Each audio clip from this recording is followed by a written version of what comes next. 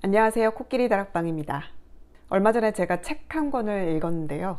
바로 이 책입니다. 모성 신화에 대한 반성, 더 이상 어머니는 없다 라는 책이고, 에이드리언 리치라는 미국인 시인이자 작가가 쓴 책입니다. 우리가 어머니의 역할이라는 것에 대해서 당연하게 여겨졌던 것들이 정말 당연한 것일까? 언제부터 그것이 당연한 것이었을까? 그렇게 좀 비판적인 시각에서 다시 한번 생각해 볼 수 있도록 도움을 주는 책이었어요. 오늘은 제가 이 책을 읽다가 어느 부분에서 굉장히 저한테 훅 들어와서 가슴에 꽂힌 문장들이 있었는데, 그 문장들과 관련된 주제에 대해서 이야기해 보려고 합니다. 바로 어머니의 죄책감입니다. 먼저 제가 꽂혔던 문장이 뭐였는지, 어느 부분에서 그렇게 꽂혔는지 한번 낭독을 먼저 해보도록 할게요. 에이드리언 리치에게는 아들만 셋이 있는데요. 그 아들들을 양육하면서 1960년 11월에 자신이 직접 썼던 일지에서 발췌한 내용입니다. 분노와 애정. 아이들 때문에 극히 절묘한 고통을 겪게 된다. 그것은 애증의 고통이다. 격렬한 원망과 날카롭게 신경이 곤두섰다가는 곧 살인적일 정도로 빠르게 찬란한 희열과 부드러움으로 바뀐다. 아이들의 목소리는 내 신경을 지치게 만들고, 그들의 끊임없는 요구들, 특히 그들이 단순함과 인내심을 요구하면 내가 그것을 들어주지 못한 것에 절망하고 또 내 운명에 절망했다. 그것은 내게 어울리지 않는 역할을 하도록 했다. 그리고 나는 때로 분노를 꾹 참느라고 기운을 차릴 수 없었다. 매일 저녁, 매 시간 내가 옳은 일을 하고 있는가? 내가 충분히 하고 있는 것인가? 지나친 것은 아닌가? 라는 어머니로서의 죄의식의 완전한 무게와 부담을 곧 이해하기 시작했다. 모성의 제도 하에서 모든 어머니들은 정도의 차이는 있겠지만 자신이 아이에게 잘못하고 있다는 죄의식을 느낀다. 아이가 태어나고 만 36개월 정도가 됐었을 때, 혹은 만 5세가 됐을 때까지, 그때에는 거의 매일같이 반성하고 죄책감을 느꼈었던 것 같아요. 근데 그것이 나만 그런 게 아니었구나. 심지어 이 글은 1960년대에 쓰여진 글도 있고, 이 책이 출간된 시기는 1995년이었는데 동서고금을 막론하고 어머니의 죄책감이 굉장히 큰 엄마들 간의 이슈였겠구나 라는 생각을 하게 됐습니다. 아기를 낳기 전에 저는 어떤 행동을 하고 어떤 선택을 했었을 때 그렇게 후회를 하거나 미련을 가져본 적이 없었어요. 물론 잘못을 저지르고 실수를 저지를 때가 당연히 있었지만, 많았지만, 그래, 내가 그때 잘못했지, 이렇게 하면 안 되는 거였어, 다음부턴 그렇게 하지 말고 이렇게 하면 되겠다 하고 저의 잘못을 잘 털어내고 다시 앞으로 잘 나아갈 수 있는 그런 성향의 사람이라고 스스로 생각했었는데, 아이를 낳고 양육을 하면서부터는 매일이 후회이고 매일이 반성이고 매일이 그런 나날들이더라고요. 그렇다면 엄마들은 왜 그렇게 죄책감을 느낄까요? 제가 이 책 초반부에서 읽었던 큰 챕터의 제목에서 저는 그 답을 찾을 수 있었습니다. 바로 분노와 애정이었어요. 육아를 할 때 엄마의 가슴 속에서 가장 크게 양립하는 두 가지 감정이 바로 분노와 애정인 것 같아요. 육아가 아닌 다른 일을 할 때는요, 그 일이 아무리 내가 좋아서 선택해서 시작한 일이라고 하더라도 그 일을 지속하다 보면 좀 부정적인 측면들이 드러나게 되고 좀 하기 싫어지기도 하고, 그런데 그때마다 이 일을 내가 처음에 왜 시작하려고 했었지 하면서 긍정적인 측면을 좀 찾아보려고 하고 그 일에서 어떤 보람을 느끼게 되면 부정적인 측면들이 상당 부분 상쇄되는 것을 느끼게 되는데, 육아는 그렇지가 않더라고요. 내가 내 아이를 정말 절절하게 사랑함에도 불구하고, 내 아이가 정말 예쁘고 너무너무 사랑스러움에도 불구하고 육아를 하면서 느껴지는 온갖 좌절감, 고립감, 우울감, 외로움, 이런 것들이 한데 똘똘 뭉쳐서 점점 커지다가 결국엔 엄마를 집어삼키고, 내가 아이를 사랑하지 않나?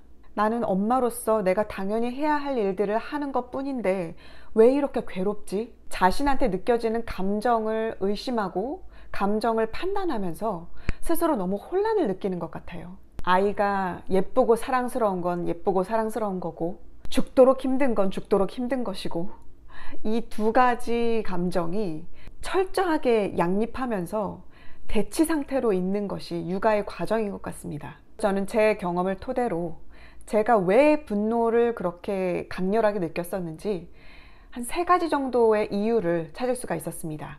첫 번째 이유는 극도의 육체적 피로감입니다. 사람이 너무 힘들면요, 너무 힘들면 사고를 이성적이고 유연하게 하기가 굉장히 힘듭니다. 내 한 몸을 추스리기도 힘든데 나에게 전 존재를 의지하면서 하루 종일 울고 떼쓰고 고집부리고 화내고 위험한 짓을 서슴지 않는 그런 어린 아이를 엄마 혼자서 홀로 하루 종일 돌보는 일은 초인적인 힘을 필요로 해요.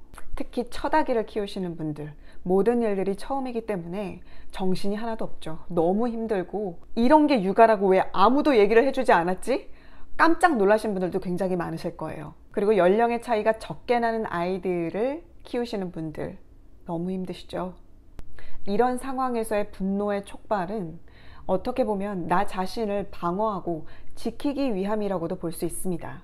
분노 자체가 나쁜 건 결코 아니니까요. 어떤 감정도 나쁜 감정이라는 건 존재하지 않습니다. 잘못된 감정이라는 건 없어요. 어떠한 감정이 느껴졌다면 그것을 어떻게 다룰 것이냐가 중요한 것이죠.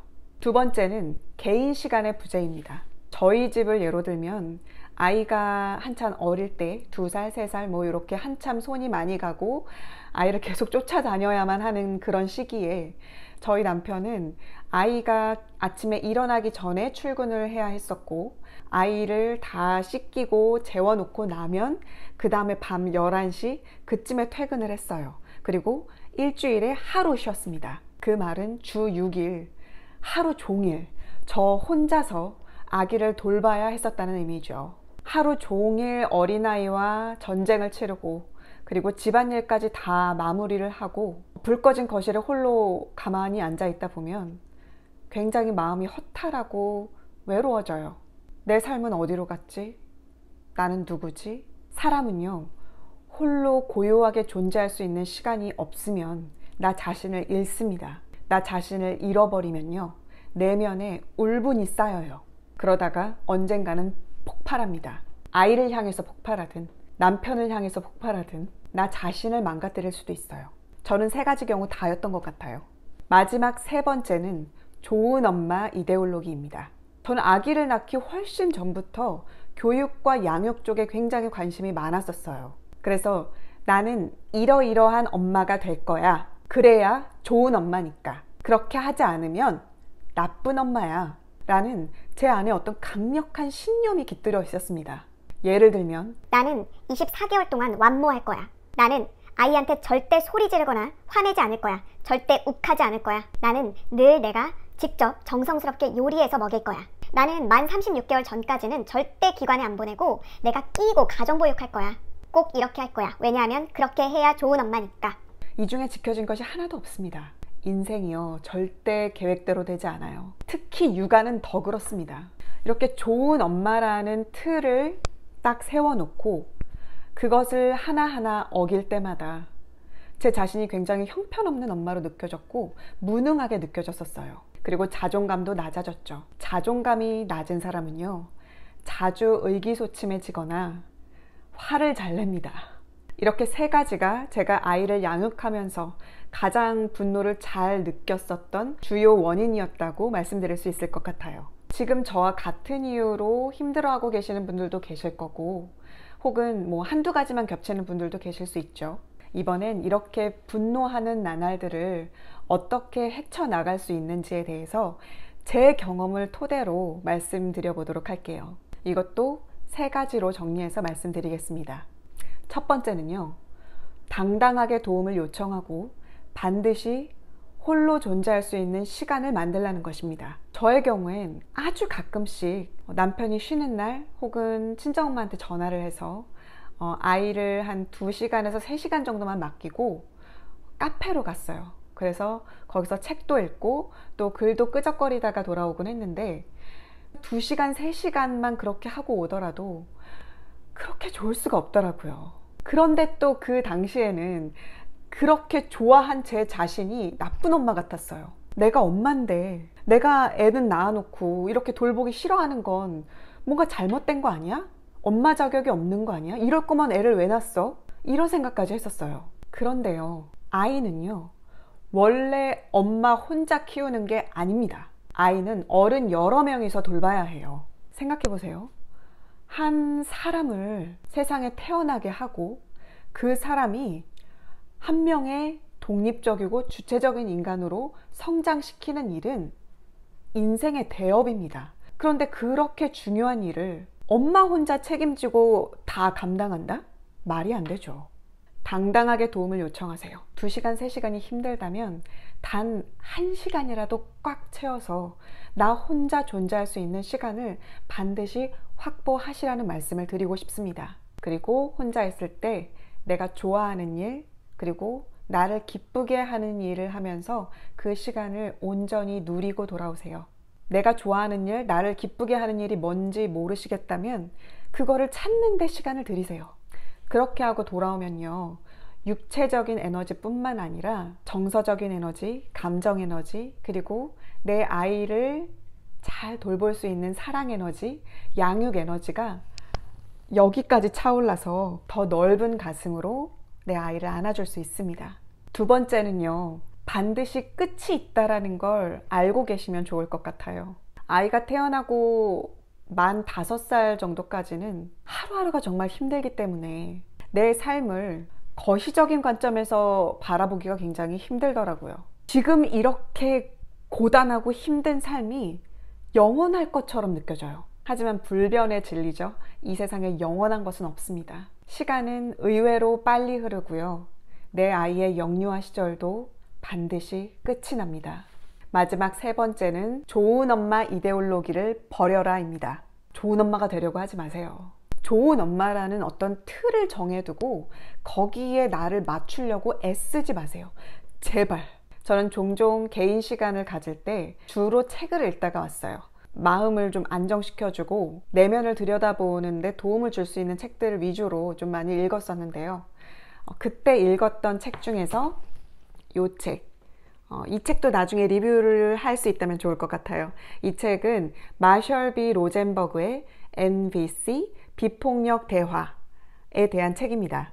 이 책에서 제가 굉장히 위로받았던 문구 잠깐 읽어드릴게요. 지옥이란 바로 아이들을 키우며 세상에 좋은 부모라는 것이 있다고 생각하는 것. 우리가 완벽하지 못할 때마다 우리를 자신을 비난하고 또 공격한다면 우리 자녀들이 그로부터 얻을 수 있는 혜택은 없다. 그러므로 내가 제안할 수 있는 목표는 완벽한 부모가 되지 않는 것이다. 나의 경험으로 볼 때 부모로서 우리 아이들에게 필요한 것을 주기 위해 우리에게 절실히 필요한 정서적 지지를 우리가 받지 못하고 있다. 어떠신가요? 지금 육아가 너무 고되고 지옥과도 같이 느껴진다면 내가 엄마로서의 내 자신에게 바라는 기대치가 너무 높은 것일 수도 있어요. 아이들은요, 우리의 엄마 아빠가 좋은 부모라서 사랑하는 게 아니라요, 그냥 나의 엄마 아빠이기 때문에 사랑하는 겁니다. 또 한 가지 글이 있었어요. 이거는 책에서 읽었던 건 아니고 제가 좋아하는 오소희 작가님이 계신데 그 작가님께서 운영하시는 블로그에서 제가 읽었던 문구예요. 어떤 글이었냐면, 최고의 부모란 존재하지 않습니다. 최선을 다하는 부모만이 존재할 뿐입니다. 라는 글이었습니다. 이 세상에 완벽한 인간이란 존재하지 않고 완벽한 부모 또한 존재하지 않는다고 생각합니다. 부모도 아이한테 실수하고요, 자주 잘못을 저지를 수 있습니다. 그럴 때 사과하세요. 늘 최선을 다하지만 그 와중에도 내가 아이에게 실수하고 잘못한 부분이 오늘 발견됐다면 아이에게 진심을 담아서 사과하도록 하세요. 아이들은요, 부모가 생각하는 것보다 훨씬 더 마음이 넓습니다. 사실 부모가 자식을 용서하는 그 마음의 그릇보다 아이가 부모를 용서하는 마음의 그릇이 훨씬 더 큰 것 같아요. 저는 최고의 엄마는 아니지만 스스로 최선을 다하고 있다라고는 자부하고 있습니다. 그리고 지금까지도 이 영상을 시청하고 계시는 분이 계시다면 여러분도 최선을 다하는 엄마가 맞을 거예요. 더 나아지고 싶어서, 더 잘해주고 싶어서, 어떤 방법을 찾고 싶어서 지금 이 시간에도 이렇게 애쓰고 계신 거잖아요. 육아를 하면서 죄책감이 느껴지는 순간이 있다면 내 자신을 좀 다독여 주세요. 아이고, 내가 지금 애쓰고 있구나. 더 나은 엄마가 되고 싶어서, 내 아이한테 더 잘해주고 싶어서 지금 노력하고 있구나. 엄마가 스스로를 그렇게 잘 돌볼 줄 알면요, 아이들도 그런 엄마의 태도를 온몸으로 감각하면서 자신들도 스스로를 더 잘 돌볼 수 있는 사람으로 성장할 수 있을 거라고 생각해요. 오늘은 엄마의 죄책감이라는 것을 주제로 이야기를 나눠봤는데요. 영상을 보시면서 아이를 향한 죄책감을 단 1g이라도 덜으셨다면 성공입니다. 다른 고민이나 더 기발한 해결책을 많이 알고 계시다면 댓글로 달아주세요. 우리 엄마들이 함께 힘을 얻고 같이 성장할 수 있으면 정말 좋을 것 같아요. 다음번에 또 다락방으로 놀러 오세요.